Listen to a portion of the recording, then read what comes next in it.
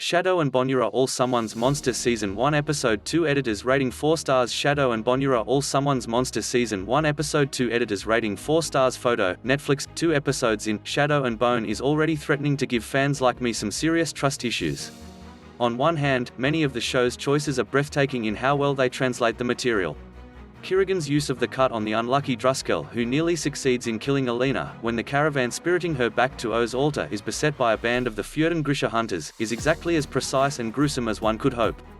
Ben Barnes in general, while not exactly a subtle choice if you want to keep the Darkling's intentions a mystery, seems like he was created exclusively to play sexy goth villain grooms young woman out of her depth roles. That he was a teenager when Jessie Mei Li was born definitely helps. When Alina admits to him that she and Mal hid from the Grisha testers to avoid being separated, you can almost see the Machiavellian light bulb go on behind his eyes. There it is. Stepping just a bit too far into her personal space and telling her she's not alone, he all at once destabilizes her and offers up her deepest desire, belonging. The moment is as elegant as it is creepy. The show's little tweaks in the Grishaverse lore seem considered, too. When Kirigan cuts Alina's arm to test her power, it's just cooler to see a laserlike beam shoot skyward from the wound, alerting all manner of political enemy to her existence, than it would be to stick to the textual explanation. Remember the small science.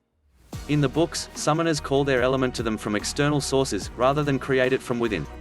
This becomes relevant in a later book, when Alina is trapped underground. Alina herself is sharper, fiercer, she may burst into tears the moment she's left alone in her new suite at the little palace, but who wouldn't? She also immediately finds a knife to stash under her pillow, just in case. Similarly, over in Ketterdam, it makes a lot of sense, given her faith, to meet Inej before she's killed anyone.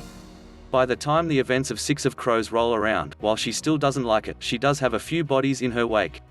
And who doesn't love an extra bit of competency porn? Kaz not only catches a card counter in a glance, he also pegs her for an East Ravkan refugee, just based on how she counts money and describes where she's from.